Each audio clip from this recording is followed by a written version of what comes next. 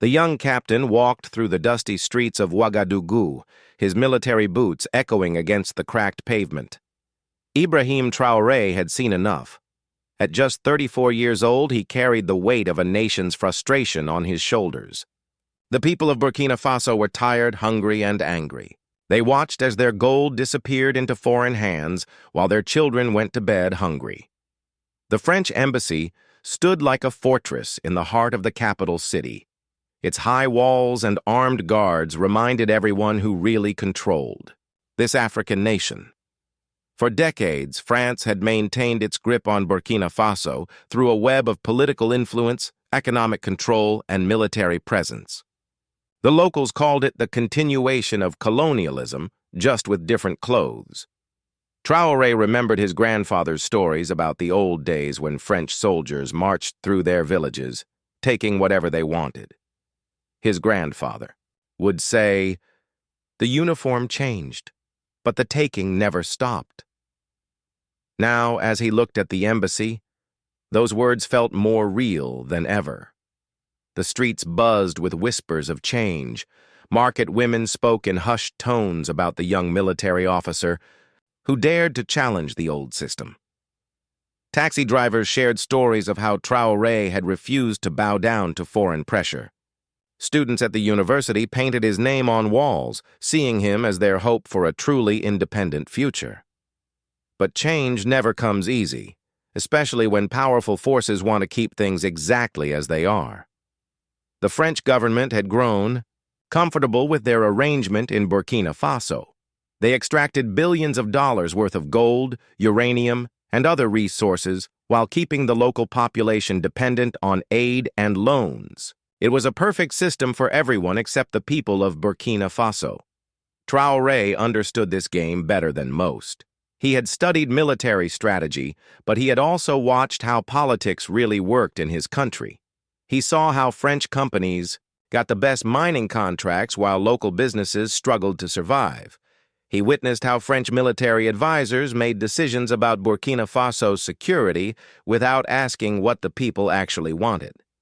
The breaking point came when intelligence. Reports revealed something that made Traoré's blood boil. French diplomats were not just representing their country's interests, they were actively working to undermine Burkina Faso's sovereignty.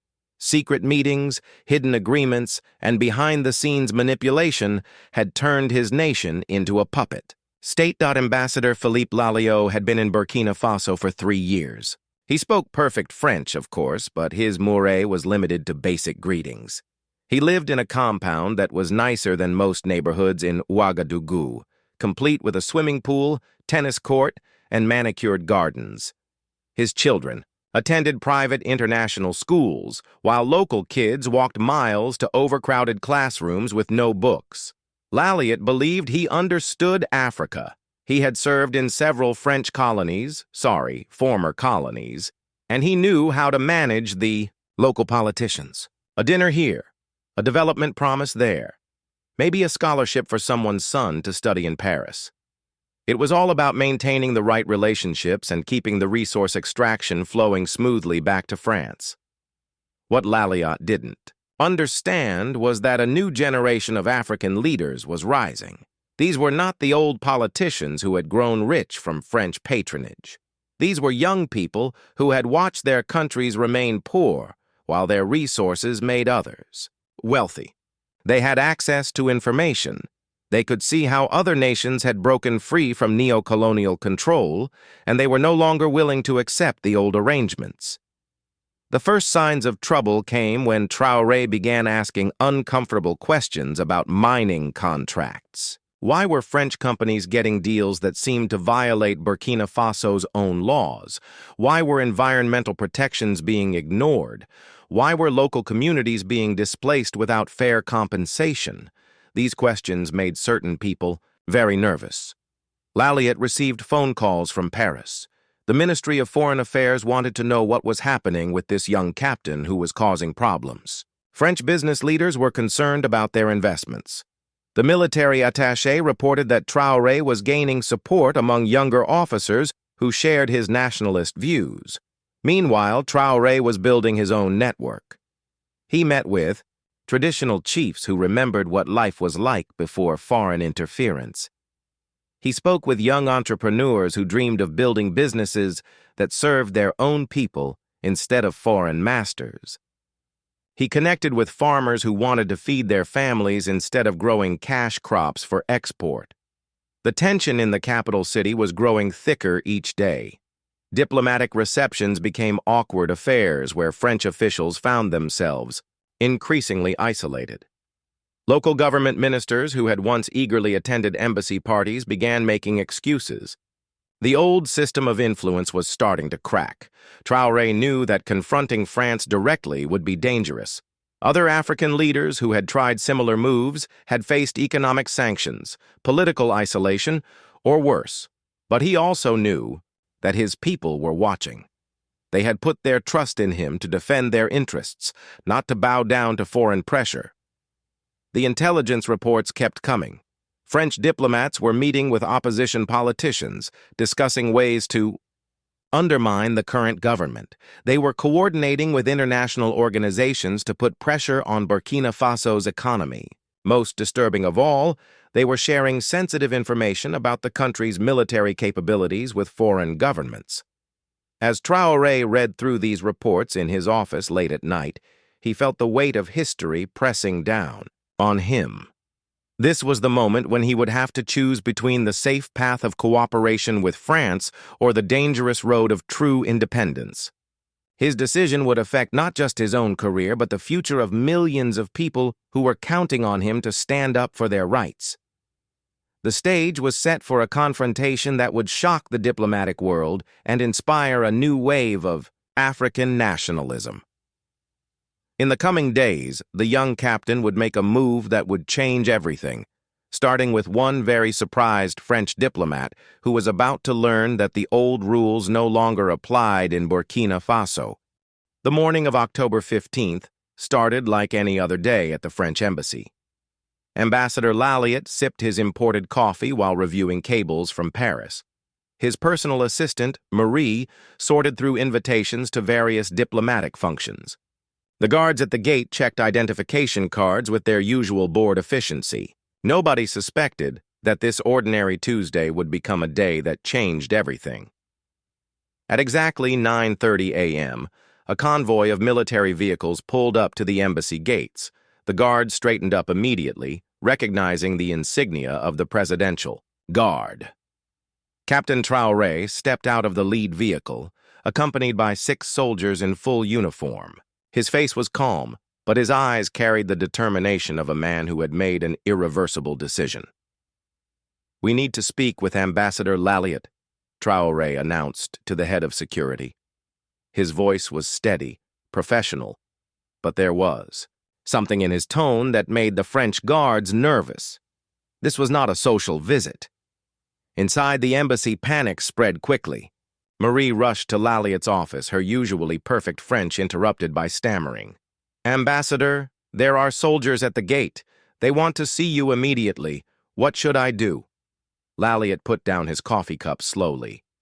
In his 3 years in Burkina Faso, nothing like this had ever happened. Embassy protocol was clear, military visits required advance notice and proper diplomatic channels.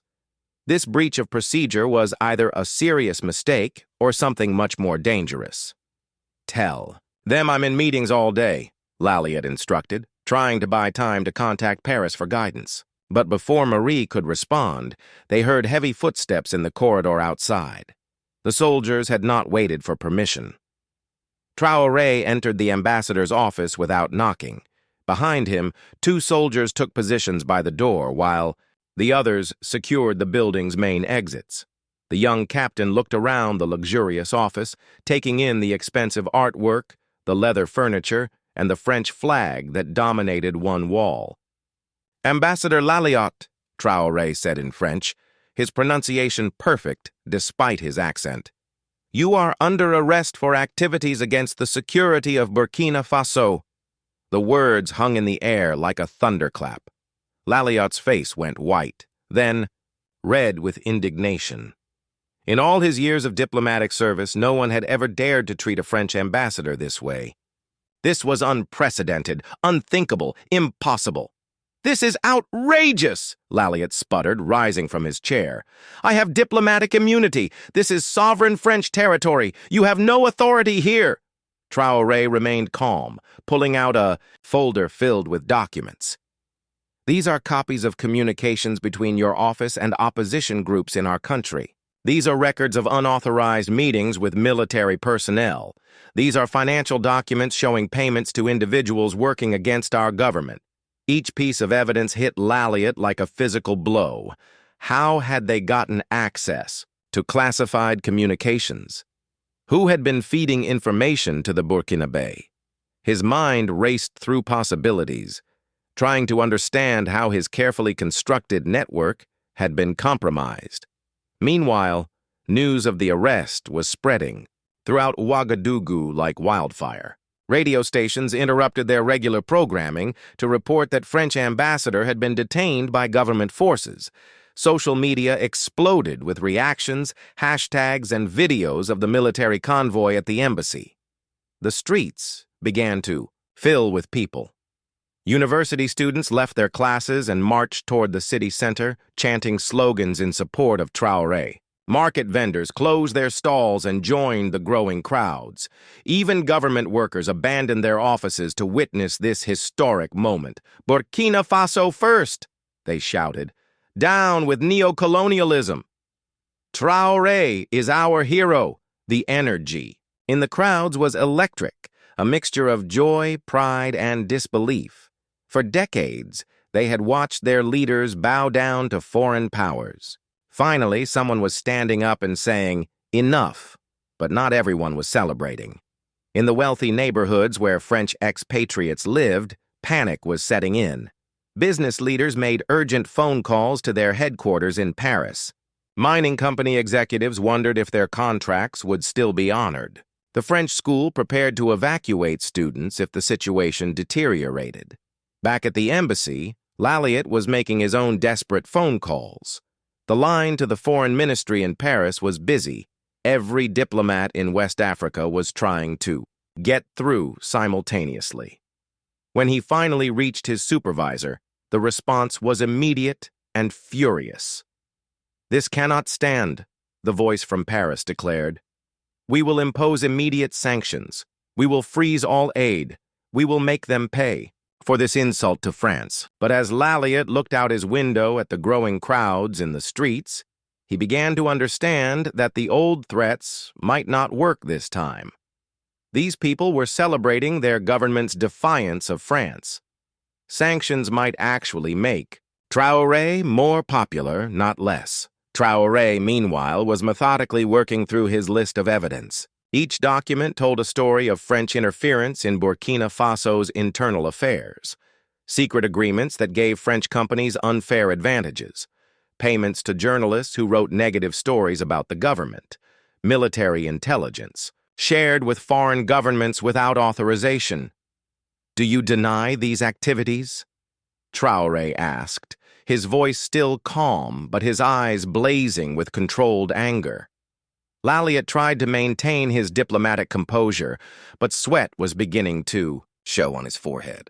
"These are normal diplomatic activities. Every embassy engages in information gathering and relationship building." "Normal?" Traoré repeated, picking up a particularly damaging document. "Is it normal to provide weapons to opposition groups? Is it normal to coordinate with foreign intelligence services to destabilize our government? Is it normal to violate the sovereignty of a nation you claim to respect?" The charges were serious, and they were backed by solid evidence.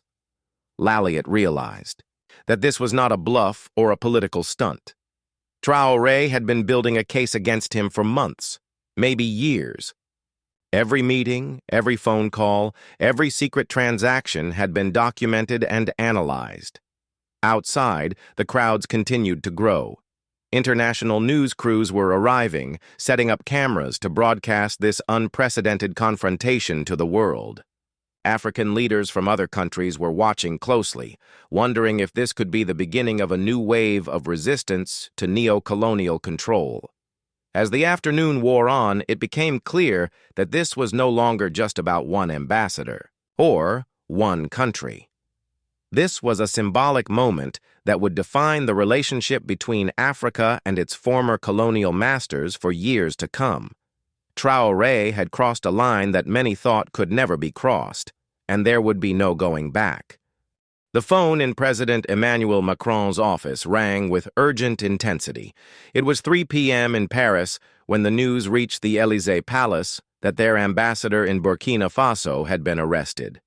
The initial reports seemed so unbelievable that Macron's staff thought there had been some kind of translation error. No one arrests a French ambassador. It simply doesn't happen. "Get me the Minister of Foreign Affairs immediately," Macron ordered, his usual composed demeanor cracking under the weight of this unprecedented crisis. Within minutes, his office was filled with advisors, military officials, and intelligence officers, all trying to understand how a small West African country had dared to challenge the might of France. Back in Ouagadougou, Traoré was conducting what could only be described as a masterclass in psychological warfare. Instead of throwing Lalliot into a dirty prison cell, which everyone expected, he had moved the ambassador to a secure but comfortable location within a government building. The message was clear. This was not about revenge or brutality. This was about justice and sovereignty. "You will be treated with the respect due to any person under our legal system," Traoré explained to Lalliot, who sat in a clean, air-conditioned room with proper furniture and meals. "But you will also face the consequences of your actions, like any person who violates our laws." This civilized approach was brilliant strategy. It made it much harder for France to claim that Burkina Faso was acting like a rogue state. International observers, who might have condemned harsh treatment, were instead forced to focus on the actual charges against the ambassador. The evidence Traoré presented was devastating. Hidden cameras had recorded secret meetings between French officials and opposition leaders. Financial records showed payments from French sources to individuals who later participated in anti-government protests. Most damaging of all were intercepted communications showing French intelligence officers planning to destabilize the Burkinabe government. Marie Dubois, a French journalist who had been living in Burkina Faso for 5 years, found herself in an impossible position. She had always considered herself a friend of Africa, someone who reported fairly on the continent's challenges and successes. But now she had to confront the uncomfortable truth that her own government had been systematically undermining the countries she covered. "I've been blind," she confessed to her editor over a scrambled phone line.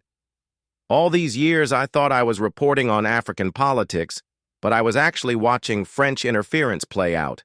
Every opposition leader who seemed to appear from nowhere, every civil society group that perfectly echoed French foreign policy, every security expert who recommended French military intervention, they were all connected to this network." The revelation was particularly painful for Marie because she genuinely cared about Burkina Faso. She had friends among ordinary Burkinabe people who struggled to feed their families while foreign companies extracted wealth from their land. She had seen talented young people leave the country because they couldn't find opportunities at home.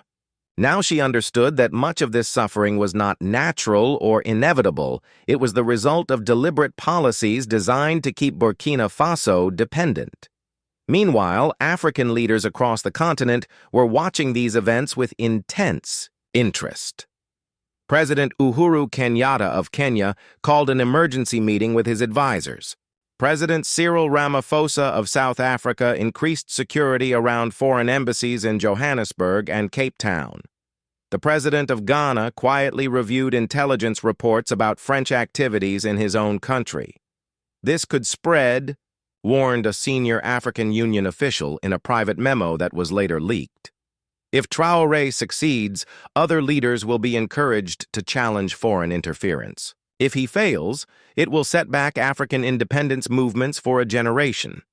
The economic implications were enormous.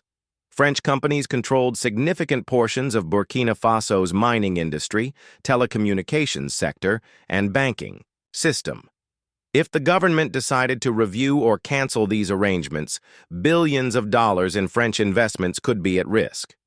Stock prices for major French corporations with African operations began to fluctuate wildly as investors tried to assess the potential damage. But Traoré was playing a longer game than most people realized. While everyone focused on the arrested ambassador, he was quietly implementing a series of reforms that would reduce Burkina Faso's dependence on France. New partnerships were being negotiated with China, Turkey, and Russia. Alternative banking arrangements were being established. Plans for local processing of raw materials instead of exporting them were being accelerated. The most emotional moment came when Traoré held a press conference at the presidential palace. Local and international journalists packed the room, cameras ready to broadcast his words around the world. But instead of a fiery political speech, Traoré chose to speak directly to the people of Burkina Faso in their own languages. "My brothers and sisters," he began in Moore, the most widely spoken local language, "for too long we have been told that we cannot survive without foreign help. We have been told that we are too poor, too uneducated, too divided to govern ourselves properly. These are lies designed to keep us weak." He switched to Dioula, reaching out to another major ethnic group. "Our ancestors built great kingdoms before any European set foot on our land. We have gold, we have uranium, we have fertile soil, we have intelligent people. We have everything. We need to build a prosperous nation. The only thing we lack is the freedom to use our resources for our own benefit." The crowd outside the palace erupted in cheers. Social media exploded with videos of the speech, shared millions of times across Africa and beyond. Young people from Nigeria to South Africa began posting messages of support using hashtags like "or Burkina Faso Free" and "Africa First." In Paris, emergency meetings continued late into the night. Military advisors discussed the possibility of intervention, but the logistics were complicated. Burkina Faso was landlocked, surrounded by other countries that might not cooperate with French military action.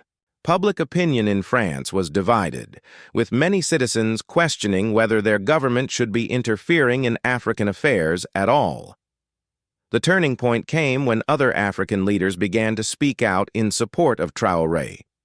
The president of Mali issued a statement calling the arrest a legitimate response to foreign interference. The Prime Minister of Senegal, despite his country's close ties to France, said that every nation has the right to protect its sovereignty. Even traditionally, pro-French leaders found it difficult to condemn actions that were clearly supported by their own populations. As night fell over Ouagadougou, the streets remained filled with celebrating crowds. Music played from speakers set up by local DJs, traditional drummers performed, and vendors sold food to the thousands of people who didn't want to go home. This was more than a political victory. It was a cultural moment that would be remembered for generations. Lalliot, watching from his secure location, began to understand that he was witnessing history. Whether France liked it or not, something fundamental had changed in Africa's relationship with its former colonial masters. The young captain who had arrested him was not just another military strongman, he was the symbol of a new generation that refused to accept the old arrangements. The question now was whether this moment would lead to lasting change, or whether the powerful forces arrayed against Traoré would find a way to crush this challenge to the established order. 3 days after the arrest, the full weight of French power began to bear down on Burkina Faso. The European Union, clearly influenced by French pressure, announced they were reviewing their development aid packages. The World Bank suddenly discovered concerns about governance that required immediate attention. International credit rating agencies downgraded Burkina Faso's economic outlook, making it more expensive for the country to borrow money. But something unexpected was happening. Instead of weakening Traoré's position, these punitive measures were actually strengthening him. Every sanction, every threat, every condescending statement from European officials was seen by ordinary Burkinabé as proof that their leader was finally standing up for their interests. Aminata Ouedraogo, A market trader in Ouagadougou expressed what many people were feeling. For years, they gave us aid with one hand while taking our gold with the other. Now they want to punish us for saying no to their theft? Let them keep their aid. We will find another way. This sentiment was echoed across the country. Farmers who had been struggling to compete with subsidized European agricultural imports began talking about food sovereignty. Young entrepreneurs started planning businesses that would serve local needs instead of foreign markets. Traditional chiefs who had been marginalized by colonial and post-colonial governments began reasserting their role in community leadership. The international response was mixed and revealed deep divisions within the global community. While Western governments largely condemned the arrest, many developing nations quietly applauded Traoré's courage. Private conversations between African, Asian, and Latin American diplomats revealed widespread sympathy for Burkina Faso's position. China, which had been gradually expanding its influence in Africa, saw an opportunity. Within 48 hours of the arrest, Chinese officials reached out to Traoré through back channels, offering alternative trade partnerships and investment opportunities. Russian representatives made similar overtures, as did officials from Turkey, India, and several Gulf states. The monopoly is broken, observed Dr. Kwame Asante, a Ghanaian political scientist who had been studying French-African relations for decades. For the first time, African leaders can see that there are alternatives to the old colonial arrangements. This could be the beginning of a genuine multipolar world. The pressure on Traoré was not just external. Within Burkina Faso, there were still powerful interests that benefited from the French connection. Wealthy businessmen who had made their fortunes through French partnerships began funding opposition movements. Some military officers who had been trained in France and maintained close ties with French advisors started questioning whether Traoré's confrontational approach was wise. General Boukari Sawadogo, a veteran officer who had served as defense minister under the previous government, requested a private meeting with Traoré.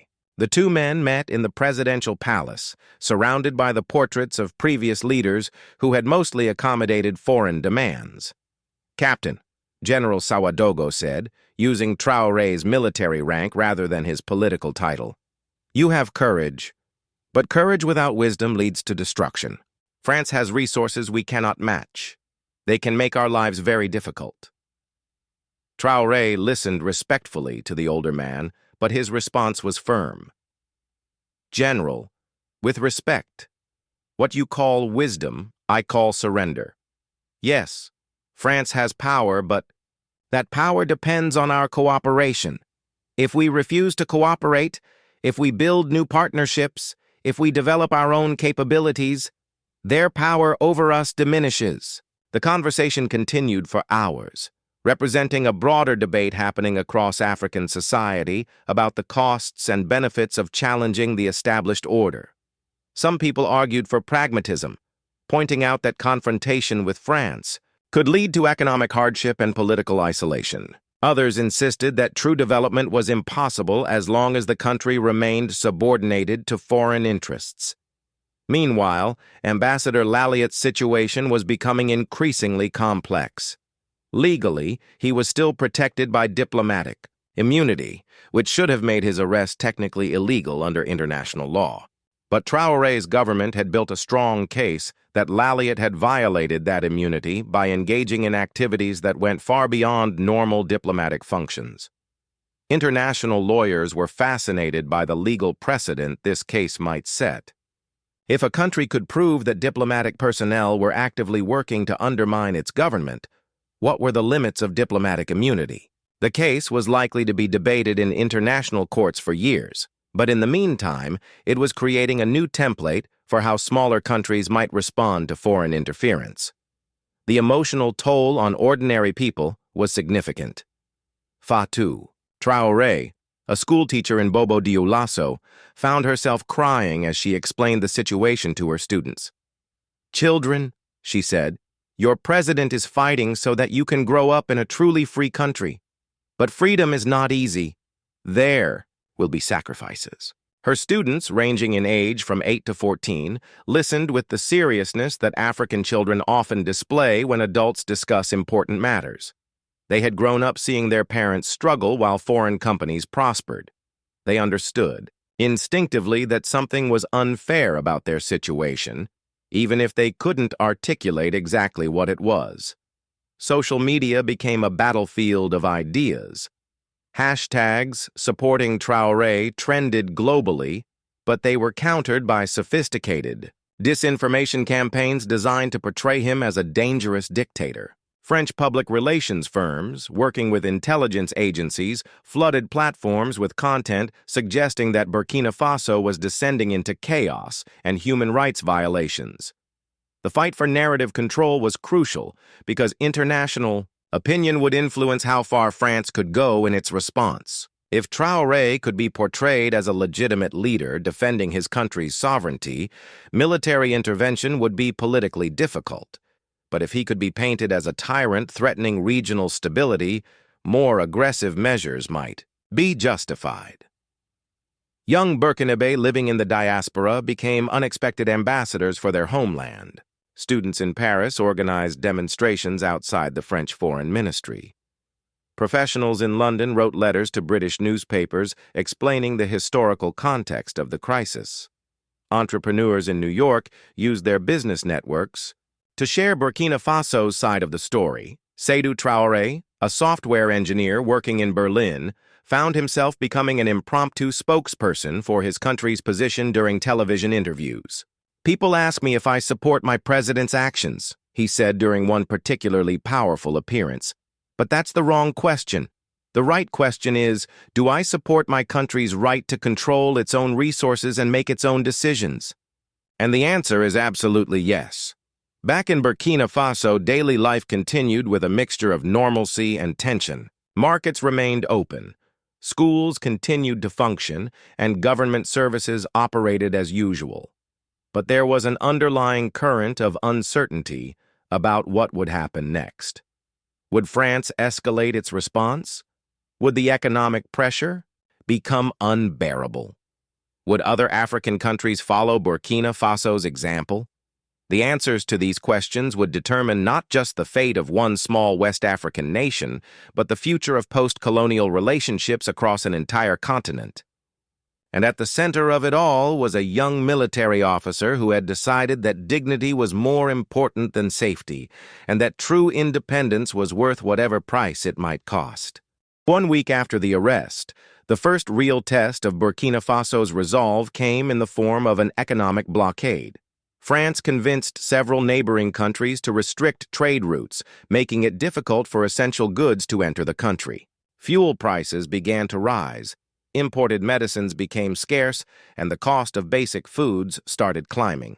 The strategy was clear: create enough economic pain to turn the population against Traoré.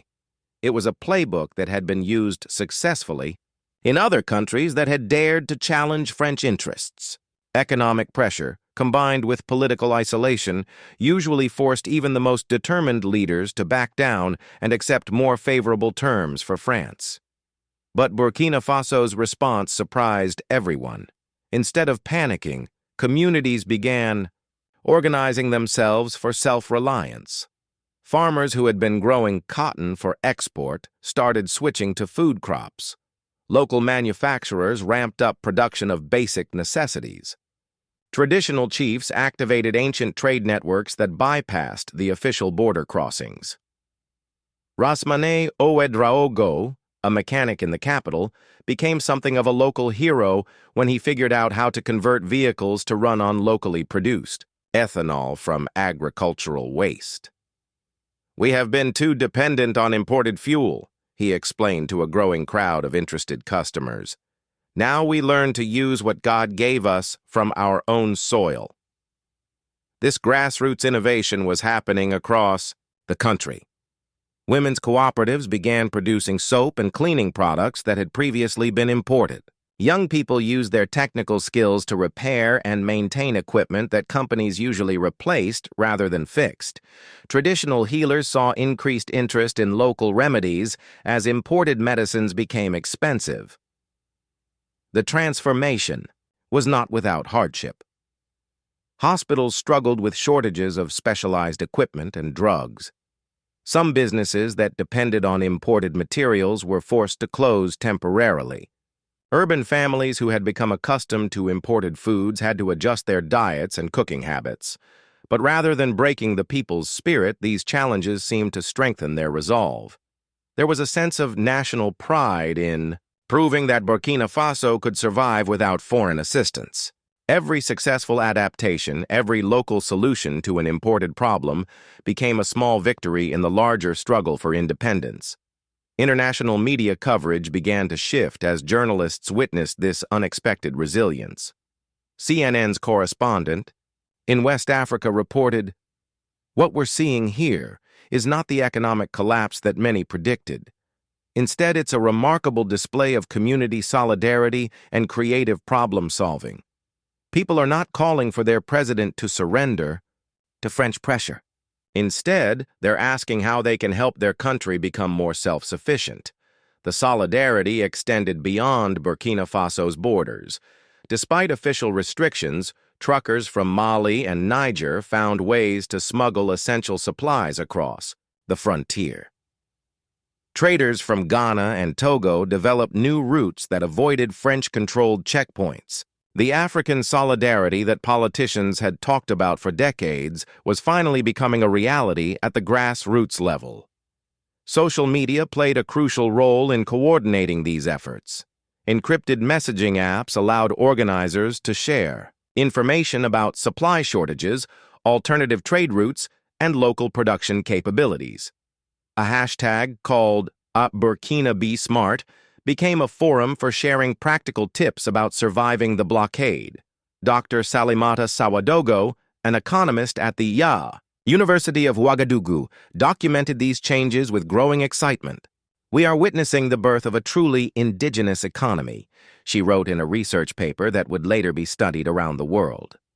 "For the first time since independence, our people are being forced to think creatively about meeting their needs using local resources and local knowledge." Meanwhile, Ambassador Lalliot's detention was becoming an increasingly complex diplomatic situation. France had demanded his immediate release, threatening severe consequences if their demands were not met.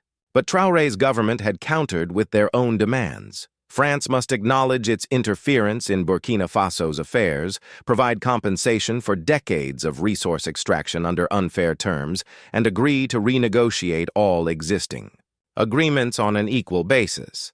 The negotiations, conducted through intermediaries, revealed the vast gulf between the two positions. France viewed the arrest as an unacceptable attack on diplomatic norms that set a dangerous precedent for international relations.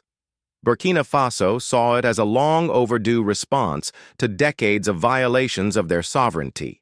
President Macron, under pressure from his own parliament and business leaders, authorized a more aggressive response. French warships appeared off the West African coast, officially for training exercises, but clearly intended as a show of force.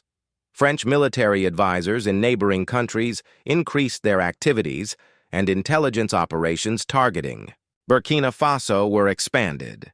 But these traditional pressure tactics were meeting unexpected resistance. Other African leaders who might have remained silent in the past began speaking out more forcefully in support of Burkina Faso. The African Union called an emergency session to discuss foreign interference in member states. The economic community of West African states, usually dominated by French influence, found itself split between members who wanted to condemn Traoré and those who supported his actions.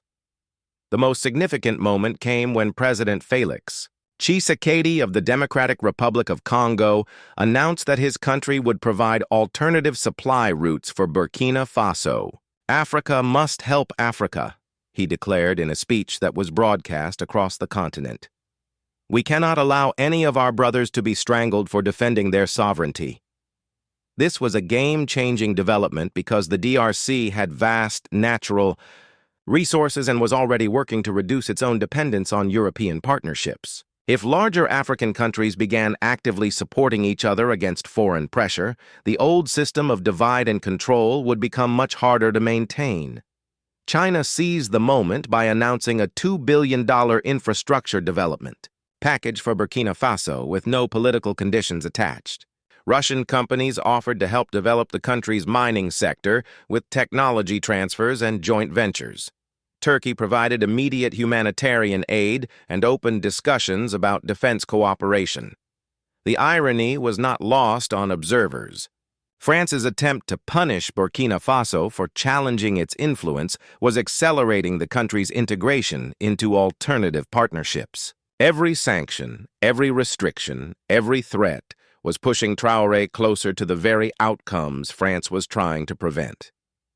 Marie Dubois, the French journalist, found herself documenting a story that challenged everything she thought she knew about Africa's relationship with Europe. "I came here thinking I would cover the collapse of another African government that had overreached," she wrote in a dispatch to her editor. "Instead, I'm watching the birth of something entirely new, an African country that is successfully defying European pressure and thriving despite the consequences." As the crisis entered its second week, it was becoming clear that this was no longer just about one ambassador or one country. This was a test of whether the post-colonial system that had governed Africa for 6 decades could survive the challenge of a new generation of leaders who refused to accept the old rules. The outcome would determine not just the future of Burkina Faso, but the future. 2 months after the arrest that shocked the diplomatic world, the impossible had become reality. What began as a crisis was transforming into a new model for African independence. The economic blockade that was supposed to break Burkina Faso's spirit had instead accelerated its evolution into a more self-reliant nation. The streets of Ouagadougou told the story better than any government statistics. New businesses had sprouted everywhere, from small manufacturing workshops to technology centers where young people developed apps for local needs. The University of Ouagadougou had launched new programs in agricultural innovation, renewable energy, and indigenous knowledge systems. Traditional crafts that had been declining for decades were experiencing a renaissance as people rediscovered the value of local production. Ambassador Lalliot, still in comfortable detention, had become an unwilling witness to this transformation. From his quarters, he could see the bustling activity in the streets below, hear the sounds of construction and commerce, observe the energy of a people who had found their confidence. The psychological impact on him was profound. He had expected to see a country in chaos, but instead, he was watching a society that seemed more vibrant and purposeful than before his arrest. The legal proceedings against Lalliot had begun in earnest, with international observers monitoring every step. Burkina Faso had assembled an impressive legal team, including several prominent international lawyers who specialized in sovereignty and diplomatic law. The evidence they presented was methodical and devastating, documenting decades of interference that went far beyond normal diplomatic activities. The trial was broadcast live across Africa, becoming appointment television for millions of people who had never seen a European official held accountable for actions in their continent. In universities from Cairo to Cape Town, students gathered to watch the proceedings, discussing the implications for their own country's relationships with former colonial powers. Dr. Amina Kohn, a law professor at the University of Dakar in Senegal, used the trial as a teaching tool for her international law classes. "What we are witnessing," she told her students, "is the development of new precedents for how developing nations can respond to foreign interference. This case will be studied for generations." The most powerful testimony came from ordinary Burkinabé, citizens who described how French policies had affected their daily lives. Farmers explained how agricultural policies favored export crops over food security. Miners described working conditions in foreign-owned mines where safety standards were ignored. Teachers talked about educational curricula that emphasized French history while marginalizing local culture and knowledge. These personal stories, broadcast around the world, humanized what had often been discussed only in abstract political terms. Viewers could see the real cost of neo-colonial policies in the faces of people who had lived with their consequences for decades. France's response grew increasingly desperate as it became clear that traditional pressure tactics were not working. Macron's government faced criticism at home from both left-wing politicians who questioned France's African policies and right-wing leaders who demanded stronger action to protect French interests. Business leaders complained about losing lucrative contracts, while human rights organizations called for a more respectful approach to African sovereignty. The European Union found itself divided, with some members supporting France's position, while others questioned whether the bloc should be defending what increasingly looked like colonial-era interference. Germany and Italy, which had their own economic interests in Africa, began distancing themselves from France's confrontational approach. The most dramatic moment came when President Paul Kagame of Rwanda announced that his country would provide military advisors to help Burkina Faso defend itself against any foreign intervention. Rwanda's own experience of recovery from conflict and its success in building independent institutions gave Kagame's words special weight. "Africa has heard enough threats," Kagame declared in a speech that was applauded throughout the continent. "If any external power attempts to use force against a sovereign African nation for defending its rights, they will find that Africa is no longer divided and defenseless." This announcement marked a turning point in the crisis. The possibility of African military cooperation against European intervention changed the strategic calculations in Paris. France had the military capability to overwhelm Burkina Faso individually, but the prospect of facing a coalition of African nations was entirely different. Behind the scenes, frantic diplomatic efforts were underway to find a face-saving solution for all parties. The African Union had proposed a mediation process that would address the underlying issues while allowing both sides to claim victory. Several respected African leaders, including former South African President Thabo Mbeki, offered to serve as intermediaries. The breakthrough came from an unexpected source: the French business community. Major corporations with investments across Africa began pressuring their government to find a negotiated settlement. They could see that the confrontational approach was damaging France's reputation throughout the continent and creating opportunities for competitors from China, Turkey, and other countries. A group of prominent French business leaders, including the heads of major mining and telecommunications companies, met privately with Macron to express their concerns. "Mr. President," one CEO reportedly said, "we are losing Africa not because of this one incident, but because our approach has become unsustainable. The world has changed, and we must change with it." This economic pressure, combined with growing criticism from France's European partners and the obvious failure of coercive measures, finally forced a reconsideration of strategy. Secret negotiations began through Swiss intermediaries, with both sides exploring ways to resolve the crisis while addressing their core concerns. The final agreement, announced on a sunny morning 3 months after Lalliot's arrest, surprised many observers with its comprehensive scope. Ambassador Lalliot would be released and allowed to return to France, but only after France acknowledged that some of its activities in Burkina Faso had been inappropriate and pledged to respect the country's sovereignty in the future. More significantly, France agreed to renegotiate all existing agreements with Burkina Faso on terms of equality rather than dependence. Mining contracts would be reviewed to ensure fair compensation for natural resources. Military cooperation would be restructured to serve Burkina Faso's security needs rather than French strategic interests. Cultural and educational exchanges would be redesigned to promote mutual respect rather than cultural dominance. In return, Burkina Faso committed to protecting French citizens and businesses operating legally in the country and agreed to maintain diplomatic relations based on mutual respect and benefit. The country also pledged to share its experiences with economic diversification and self-reliance with other African nations seeking similar transformations. The day of Laliat's release became a national celebration in Burkina Faso, but it was a celebration of victory rather than revenge. Traoré's speech to the nation emphasized reconciliation and looking forward rather than dwelling on past grievances.